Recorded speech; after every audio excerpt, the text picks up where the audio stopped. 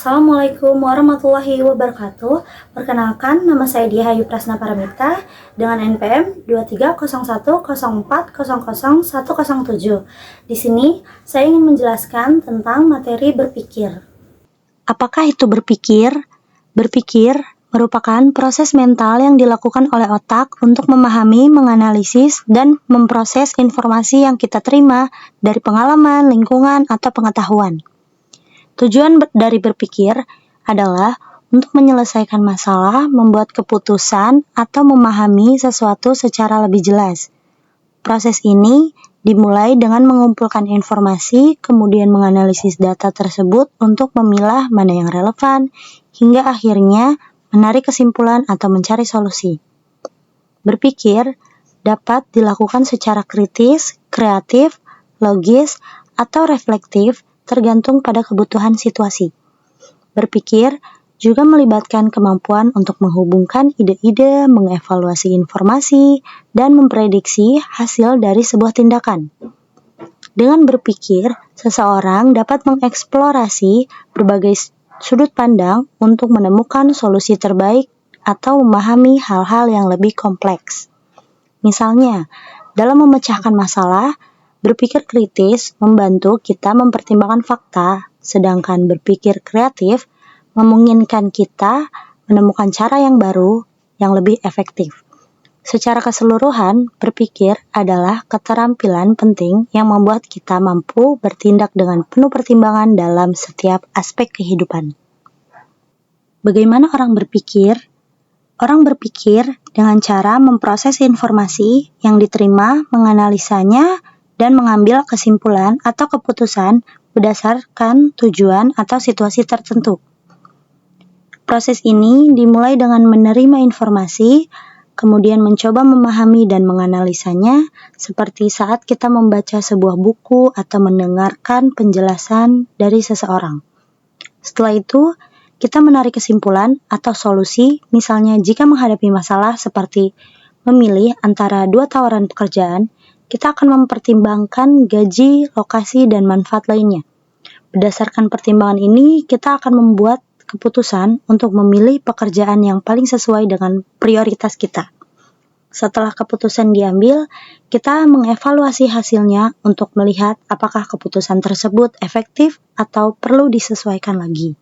Selanjutnya, ada berpikir analogis yang tidak logis. Yang pertama, ada menetapkan keputusan atau decision making. Menetapkan keputusan adalah proses memilih satu pilihan terbaik dari beberapa opsi yang ada berdasarkan analisis, pertimbangan, dan tujuan tertentu. Proses ini dimulai dengan mengidentifikasi masalah atau tujuan yang ingin dicapai. Misalnya, memutuskan tempat liburan, pekerjaan, atau barang yang ingin dibeli. Setelah itu, kita mengumpulkan informasi tentang setiap pilihan yang tersedia, seperti kelebihan, kekurangan, dan konsekuensi dari masing-masing. Selanjutnya, membandingkan pilihan-pilihan tersebut dengan mempertimbangkan faktor-faktor penting seperti kebutuhan, prioritas, atau kemampuan yang dimiliki, hingga akhirnya menentukan opsi yang dirasa paling cocok untuk situasi tersebut. Setelah keputusan dibuat, langkah berikutnya adalah menjalankan pilihan tersebut dan mengevaluasi hasilnya. Evaluasi ini penting untuk memastikan apakah keputusan yang diambil memberikan hasil yang sesuai dengan harapan atau tidak.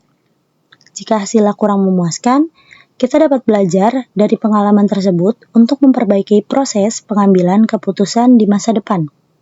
Contohnya, ketika memutuskan membeli handphone baru, kita mungkin mempertimbangkan fitur, harga, dan ulasan pengguna.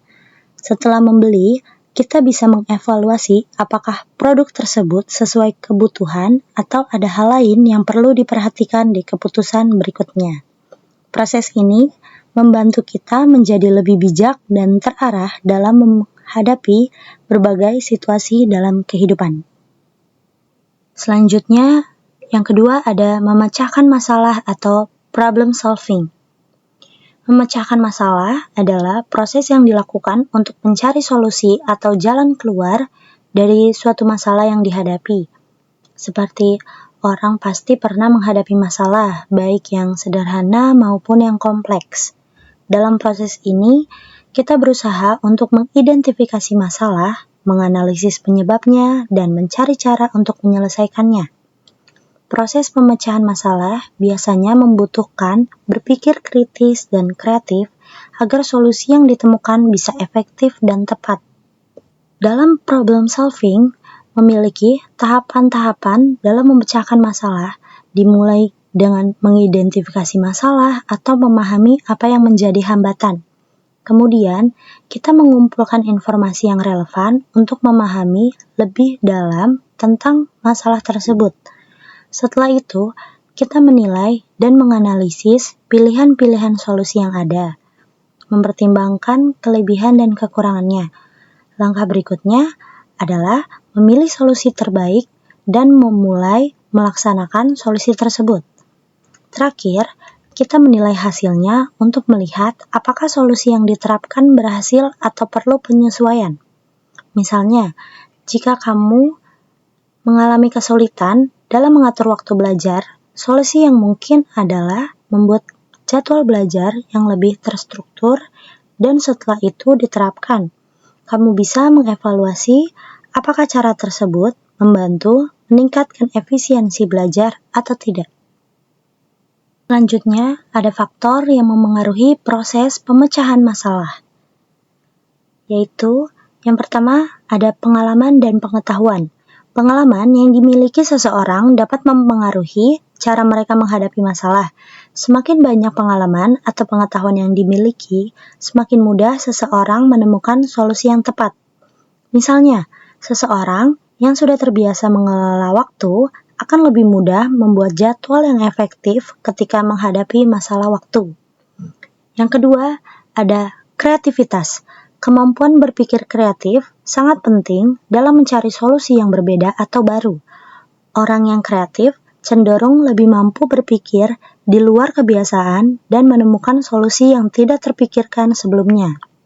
Misalnya, ketika menghadapi masalah keterbatasan sumber daya, seseorang yang kreatif bisa menemukan cara alternatif untuk memanfaatkannya. Yang ketiga, ada emosi. Emosi dapat memengaruhi kemampuan berpikir logis dan objektif. Jika seseorang sedang merasa cemas, marah, atau stres, mereka mungkin kesulitan dalam menganalisis masalah dengan tenang. Oleh karena itu, mengelola emosi sangat penting dalam proses pemecahan masalah agar keputusan yang diambil tidak dipengaruhi oleh perasaan negatif. Selanjutnya, ada berpikir kreatif. Berpikir kreatif adalah proses berpikir yang melibatkan imajinasi, inovasi, dan kemampuan untuk melihat sesuatu dari perspektif yang baru atau berbeda. Dalam berpikir kreatif, seseorang tidak terbatas oleh aturan atau cara-cara konvensional, tetapi mencoba mencari solusi atau ide yang unik dan orisinal. Proses ini menggabungkan pemikiran yang fleksibel dan terbuka untuk eksplorasi berbagai kemungkinan. Berpikir kreatif seringkali melibatkan asosiasi ide-ide yang tampaknya tidak berhubungan, tetapi bisa menghasilkan solusi yang baru atau inovatif. Contoh berpikir kreatif bisa terlihat ketika seseorang mencoba menemukan cara baru untuk menyelesaikan masalah yang sudah ada solusinya. Misalnya, jika seseorang menghadapi masalah sampah plastik yang menumpuk, mereka mungkin berpikir kreatif dengan mencari cara untuk mendaur ulang plastik menjadi bahan bangunan atau barang berguna lainnya. Atau dalam dunia bisnis, seorang pengusaha dapat berpikir kreatif dengan menawarkan produk atau layanan yang belum pernah ada sebelumnya, seperti menggunakan teknologi untuk membuat pengalaman pelanggan lebih personal. Berpikir kreatif membantu kita keluar dari rutinitas dan menemukan solusi yang tidak terpikirkan sebelumnya. Yang terakhir, ada faktor yang memengaruhi berpikir kreatif. Yang pertama, ada lingkungan yang mendukung. Lingkungan yang mendukung sangat penting untuk berpikir kreatif. Tempat yang terbuka, nyaman, dan bebas dari gangguan dapat membantu seseorang lebih fokus dan leluasa dalam mengembangkan ide-ide baru. Misalnya, ruang kerja yang memiliki suasana yang menyenangkan dan inspiratif dapat meningkatkan kreativitas, sementara lingkungan yang penuh tekanan atau stres bisa menghambatnya. Yang kedua, keterbukaan pikiran atau open-minded.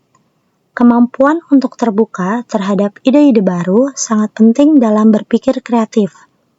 Orang yang terbuka cenderung lebih mudah menerima gagasan yang tidak biasa dan berpikir di luar kebiasaan. Ketika seseorang tidak terbatas oleh cara berpikir yang kaku, mereka akan lebih mudah menemukan solusi yang inovatif. Yang ketiga, ada pengalaman dan pengetahuan.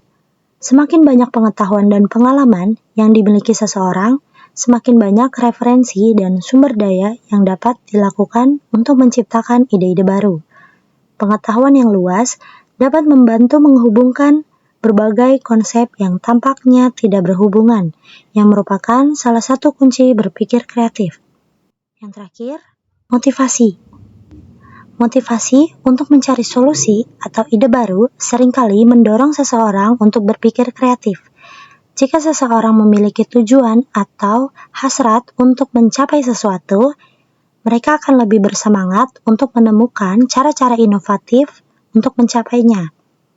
Motivasi internal seperti rasa ingin tahu atau keinginan untuk berkembang juga sangat memengaruhi tingkat kreativitas seseorang.